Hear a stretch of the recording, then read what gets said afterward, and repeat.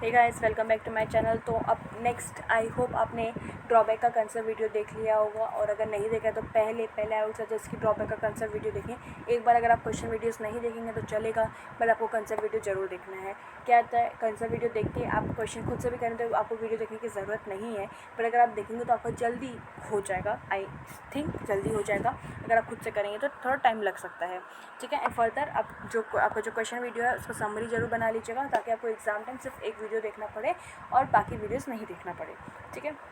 Now without much further ado हम start करते हैं test your knowledge of drawback question. First question है कि write a short note on prohibition and regulation of drawback with reference to provision of section number 76 में हमको क्या prohibition है, तो हमने यही पढ़ा है कि अगर आपका जो मार्केट प्राइस है, अगर कोई भी ड्रॉबैक अलाउ नहीं होगा अगर आपका जो मार्केट प्राइस है वो आपका less than the amount of drawback है। मतलब अगर आपको ड्रॉबैक 100 रुपीज़ का है और अगर आपका मार्केट प्राइस 50 रुपीज़ का है तो आपको ड्रॉबैक नहीं मिलेगा।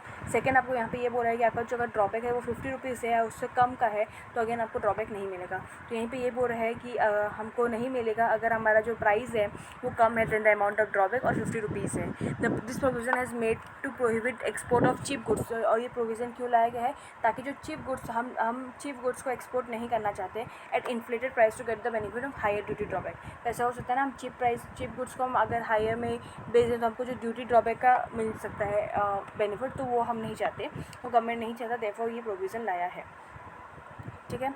एंड सेकेंड है अगर central government is of opinion की जो goods of any specified description in respect of this drawback is claim are likely to be smuggle back into India, it may not allow. तो अगर उसको ऐसा लग रहा है कि कहीं ड्रॉबैक के चक्कर में स्मगलिंग ना हो जाए, ठीक है, तब भी वो ड्रॉबैक अलाउ नहीं करेगा। अगर सेंट्रल गवर्नमेंट को ऐसा लग रहा है कि goods of any specified description in respect of which drawback is claim are likely to be smuggle back into India, मतलब क्या होगा, जैसे आप सपोज आप कुछ इम्पोर्ट किए, इसका मैं आपको बता देती हूँ।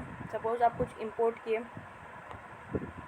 उसको आप बिना यूज़ के as it is section number 74(1) में आप उसको एक्सपोर्ट कर दिए। इसमें जो आपने टैक्स पे किया था उसका ड्रॉबैक आपको मिल गया। ड्रॉबैक मिलने के बाद आप इसको बाकी स्मगल करके अब वापस इंपोर्ट करेंगे तो अगर आपको इंपोर्ट ड्यूटी पे करना पड़ेगा। बट अगर आप स्मगलिंग करेंगे तो किसी का तो पता नहीं चलेगा। स्मगलिंग मतलब तो वही है ना, छुपा के लाना, छुपा के ला सकते हैं अगर ऐसा कुछ ऐसा गुड्स हैं। तो वैसा अगर गवर्नमेंट को लग रहा है कि आप ऐसा कुछ कर सकते हैं, या फिर वो गुड्स वैसा है कि आप उसको ईजिली स्मगल कर सकते हैं और जस्ट एक्सपोर्ट करें ताकि आपको बेनिफिट ऑफ ड्रॉबैक मिल जाए, तो गवर्नमेंट क्या करेगा, आपको ड्रॉबैक नहीं देगा, ठीक है।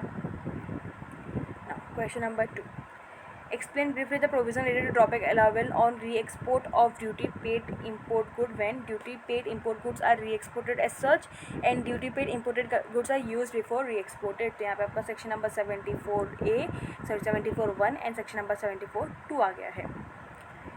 तो यहाँ पे कंडीशंस आपको बताना है। 74(1) का हमने कंडीशन अच्छे से डिस्कस किया था कि वो इम्पोर्टेड इनटू इंडिया होना चाहिए, इंपोर्ट ड्यूटी पे होना चाहिए, इजीली आइडेंटिफाइबल होना चाहिए, और हमने सारे ये डॉक्यूमेंट्स वगैरह सबमिट कर दिया है। अगेन वो प्रोहिबिटेड और रेस्ट्रिक्टेड गुड्स नहीं होना चाहिए।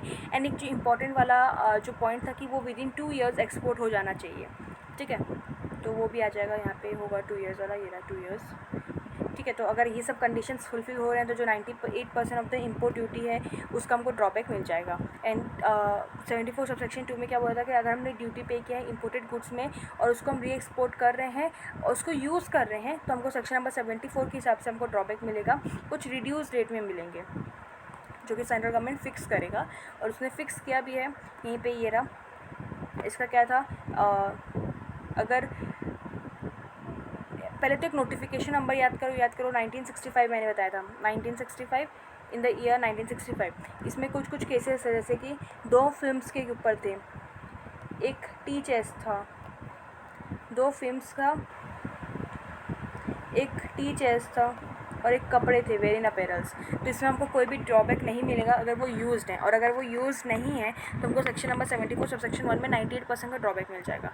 और यहाँ पे अगर बाकियों के लिए यहाँ पे क्या बताया है, कौन सा डेट ले लें, होम कंजप्शन से लेके हम जब कस्टम कंट्रोल में ला रहे हैं गुड्स, 3 मंथ्स है, 3 से 6, 6 to 9, 9 to 12, 12 to 15, 18 है, 18 से ज़्यादा। और पहले यहाँ पे 5% 10% था, 95, 85, 75, फिर 5 है, 30, 70, 65, 60 एंड देन 0 है, ठीक है। और यहाँ पे आप कह रहे हो मोटरसाइकिल के लिए भी अलग है, क्योंकि वहाँ पे हमको मोटरसाइकिल के लिए अलग है जो कि हम पर्सनल यूज़ के लिए कर रहे हैं, क्योंकि उसमें इंटरनेशनल लेवल वाले एक्सेप्टेंस होते हैं। ठीक है, तो उतना लिखने की ज़रूरत नहीं है। आप क्वेश्चन कितने मार्क्स हैं उस हिसाब से आप फ्रेम कर सकते हैं क्वेश्चंस को। बट आई गेस आपको ये जो 3 to 6 वाला लिखना ज़रूरी है, और वो नोटिफिकेशन नंबर भी मेंशन कर दीजिएगा। Okay, now coming to question number 3, can the rate of drawback be granted provisionally to the exporter where amount of rate of drawback has not been determined? Yes, obviously हमने पढ़ा है कि हम उसको provisionally भी कर सकते हैं। तो उसको जो एक्सपोर्टर है वो उसको प्रोविजनल ड्यूटी ड्रॉबैक भी ग्रांट हो सकता है अगर वो एक बॉन्ड एग्जीक्यूट कर रहे हैं जिसमें वो बाइंडिंग हिमसेल्फ टू रिपे। अगर वो सपोज जो जब फाइनल हम करेंगे, फाइनल ड्रॉबैक कैलकुलेट होगा, तब ऐसा पता चलेगा कि हमको जो ड्रॉबैक मिला है वो ज़्यादा मिल गया है। तो अब क्या करेंगे, अब हम उसको ढूंढेंगे और वो बोलेगा कि नहीं मेरे को पहले ऐसे नहीं बताया। तो जब भी वो प्रोविजनल ड्यूटी डिटरमाइन करेगा, उसको एक बॉन्ड एग्जीक्यूट करना है और उसमें वो बताएगा कि अगर हमारा जो अगर मेरे को एक्सेस रिफंड करना पड़ेगा तो मैं रिफंड करूँगा। उस बॉन्ड में उसको ये एग्जीक्यूट करना है। ठीक है, and where an exporter desire that he may be granted drawback provisionally, तो वो एप्लीकेशन कर सकता है राइटिंग में प्रिंसिपल कमिश्नर या कस्टम कमिश्नर को एज अ केस में भी, और उसको प्रोविजनल अमाउंट मिल जाएगा। ठीक है, और जो अमाउंट हाउएवर जो अमाउंट मिलेगा, ये भी मैंने बताया था कि जो अमाउंट मिलेगा वो आपका जितना जो एसएससी है जितना वो मांग रहे हैं उतना मिलेगा या उससे कम मिलेगा। अब जो एसएससी है उससे ज़्यादा तो हम डिपार्टमेंट देगा नहीं। ठीक है, however it is been noted that the rate of drawback is determined provisionally only when exporter intend to get brand rate of duty drawback for his export. The provision has no applicability when exporter intend to get duty drawback on the basis of all industry drawback rates. Okay. अब आता है next question, आता है short note and interest on drawback with reference to section number 75A। तो ये मैंने concept video में काफ़ी अच्छे से समझाया हुआ है।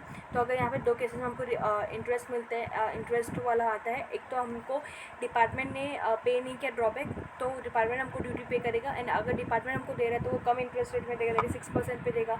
और उसमें जो टाइम लिमिट होगा एकदम नॉर्मल टाइम लिमिट होगा, कब से जिस दिन से हमको मतलब जिस दिन हमको मिल जाना चाहिए था,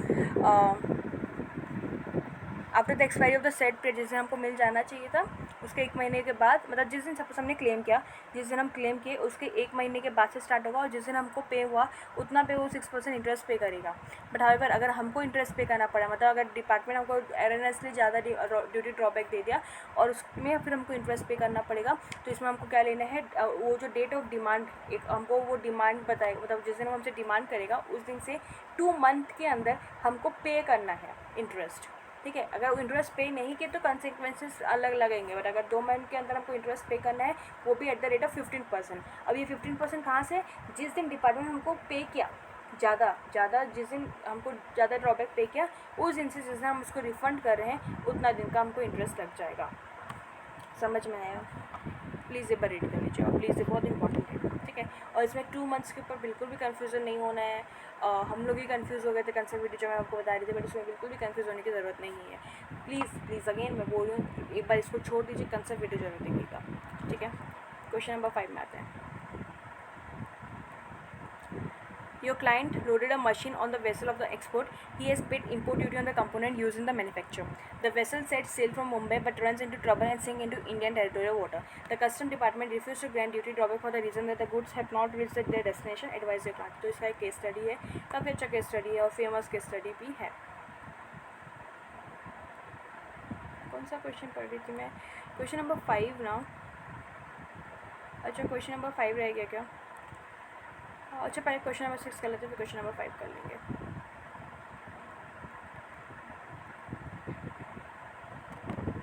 तो सबसे पहले इसका क्वेश्चन के वर्ड्स पढ़ते हैं, क्योंकि हमको आंसर तो इजीली आ जाएगा। क्वेश्चन के वर्ड्स इंपॉर्टेंट है। तो सबसे पहले यहाँ पे एक्सपोर्ट का मतलब बता दिया, taking out of India to a place outside India, मतलब इंडिया से बाहर जाना चाहिए। इंडिया हमारा पता है हमको, इंडिया 22 नॉटिकल माइल 22 बोल रही हूँ, 12 नॉटिकल माइल। जैसे ये इंडिया है, इसके 12 नॉटिकल माइल तक हमारा टेरिटोरियल वाटर ऑफ इंडिया होता है। ठीक है, तो क्वेश्चन क्या बोल रहा है कि हमारा जो goods cross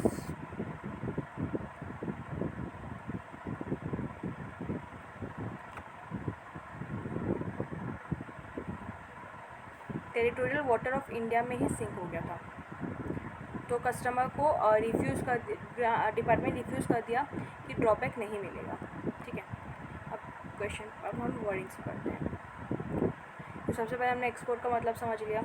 in this case of CC versus Sun Industries, Supreme Court hold that the expression taken out of India to a place outside India would also mean a place in high sea if that place is beyond territorial water of India.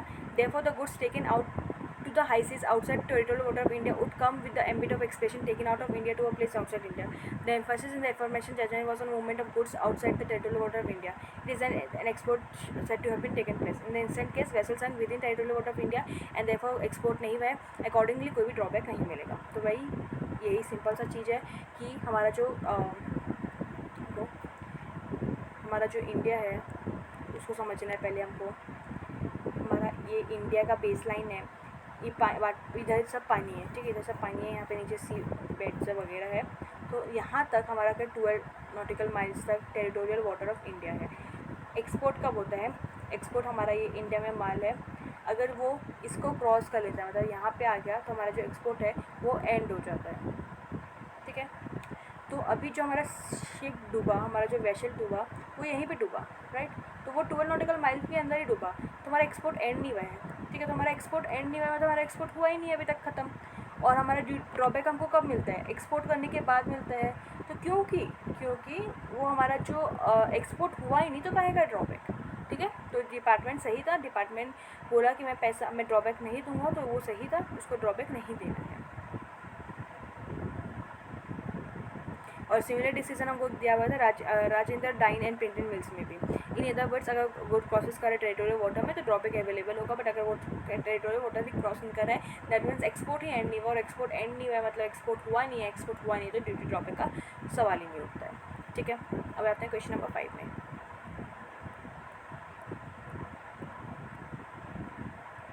What is the minimum maximum rate of amount of duty drawback prescribed under Custom and Central Excise Duty Drawback Rule 2017? Explain with a brief note.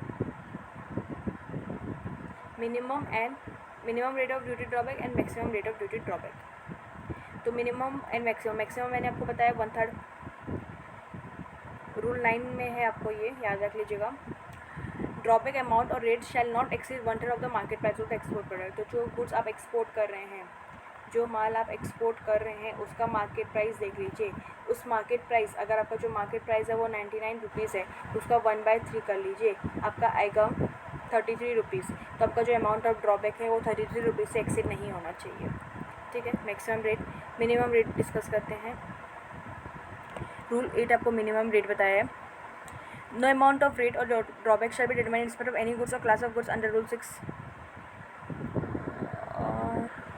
तो यहाँ पे basically किसमें drawback नहीं लगेगा वो बता दिया कि अगर आपका जो एक्सपोर्ट वैल्यू है, अगर आपका जो एक्सपोर्ट वैल्यू है वो less than the amount of import है, मतलब if export value of each of such good or class of goods in the bill of export या shipping bill is less than the value of imported material, तो आपका drawback नहीं लगेगा। या फिर section number 75 में ऐसा कुछ एक वैल्यू एडिशन वाली बातें भी करती हैं। तो अगर आपका वैल्यू एडिशन जितना आपको बोला गया है करने के लिए, मतलब आप जो इंपोर्ट कर रहे हैं उसको जब आप एक्सपोर्ट करेंगे तो एटलीस्ट 20% या 25% आपको वैल्यू एडिशन करना है। अगर आप वो वैल्यू एडिशन नहीं करेंगे तो भी आपको ड्यूटी ड्रॉबैक नहीं मिलेगा, ठीक है। तो ये आपका minimum rate of duty drawback है एंड यहाँ पे maximum rate of duty drawback है। हाँ, एक चीज़ और इसमें लिखा है कि अगर आपका जो इम्पोर्ट ड्यूटी है उसका अगर आपको 80%, सपोज़ आप इम्पोर्ट ड्यूटी पे कर रहे हैं ₹50, ठीक है, 50 का 80% जितना होगा, 50 का 80% जितना होगा, एटलीस्ट उतना अगर उससे कम ड्रॉबैक अगर आपको मिल रहा है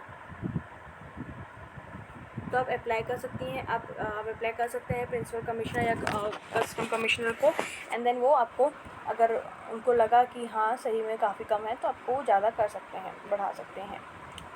coming to next question number 6 तो हो गया, और 3 क्वेश्चन है। Question number 7, RIL Limited claimed duty drawback in respect of its export product. Over 97% of the import by weight of the product were produced indigenously and were not excisable. All industry rate under custom and central excise duty drawback were fixed, taking into account the incidence of custom duty on imported goods. Explain briefly. Clause 2 of second proviso of Rule 3 of the said rule with merit consideration by the authorities. Okay, तो इसका question आपको पहले समझाती हूँ मैं।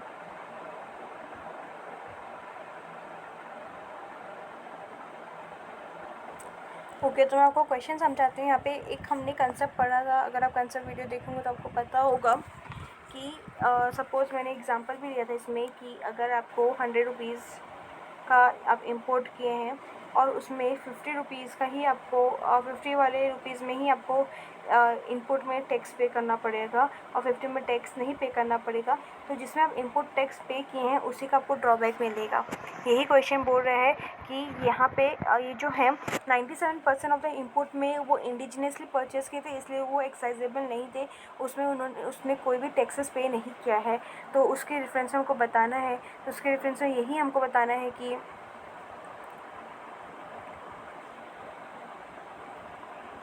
जिसमें हमने no drawback shall be allowed if the exported goods have been produce और मैन्युफैक्चर यूजिंग इंपोर्ट मटेरियल्स या एक्साइजेबल मटेरियल्स जिसमें कोई भी ड्यूटी पे नहीं किया है। अगर हमारे इंपोर्ट मटेरियल में या फिर हमारे एक्साइजेबल मटेरियल में अगर कोई भी ड्यूटी पे नहीं किया है और उस इंपोर्ट मटेरियल या उस एक्साइजेबल मटेरियल को यूज़ करके हम एक एक्सपोर्ट प्रोडक्ट बनाए हैं, उसको हम एक्सपोर्ट कर रहे हैं और उसमें हम ड्रॉबैक क्लेम करना चाहेंगे तो उसमें हमको ड्रॉबैक नहीं मिलेगा। तो इन दिस केस हमारा जो 97% ऑफ द इनपुट है उसमें हमने एक्साइज ड्यूटी पे नहीं किया है और रिमेनिंग 3% में ही पे किए हैं, विच वॉज इनसिग्निफिकेंट। और industry rate fixed for particular export product are applicable to all the exporter who export the same. However, in case where there is a clear evidence, as in the present one, that the import of such export product have not suffered any duty, तो कोई भी drawback claim नहीं होगा। ये case था हमारा रूफिला international limited versus coaching वाला। ठीक है, तो ये केस आप याद करें नहीं करें, बट ये प्रोविजो तो ज़रूर याद कीजिएगा।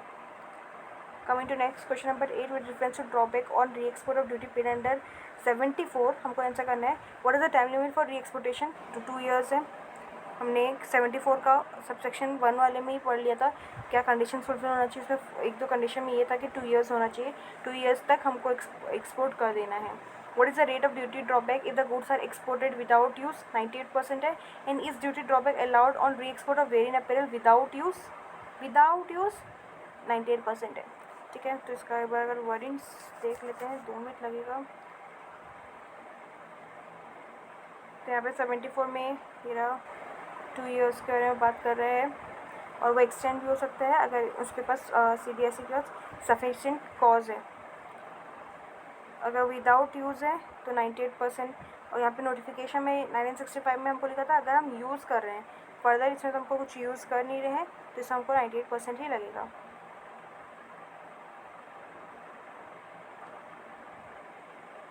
ठीक है, लास्ट क्वेश्चन एक बार देख लेते हैं। With reference to the custom and central excise duties drawback rules, briefly state whether an exporter who has already filed a duty drawback claim under AIR can file an application for fixation of special brand rate. Okay, तो इसको भी एक बार पढ़ ही लेते हैं। इसमें यहाँ पे ये बोल रहे हैं कि अगर एक बार आप एप्लीकेशन फाइल कर लिए हैं ऑल इंडस्ट्रियल रेट के लिए तो आप फर्दर स्पेशल ब्रांड रेट के लिए नहीं कर सकते हैं, या तो ऑल इंडस्ट्रियल रेट लगेगा या स्पेशल ब्रांड रेट लगेगा। तो ये जो एक्सपोर्टर है इनको प्रायर से पहले से ही डिसाइड करना है कि वो क्लेम करेंगे ड्रॉबैक का किस में, अंडर AIR करना है कि अंडर स्पेशल ब्रांड रेट करना है। तो गिवन क्वेश्चन में दोनों तो होगा नहीं और उसने ऑलरेडी AIR में अगर कर लिया है तो वो स्पेशल ब्रांड रेट में नहीं होगा। एंड अगर आपको पता करना है special brand rate, all India rate, brand rate, ये सब क्या क्या है तो कंसेप्ट वाले वीडियो में आई गेस है।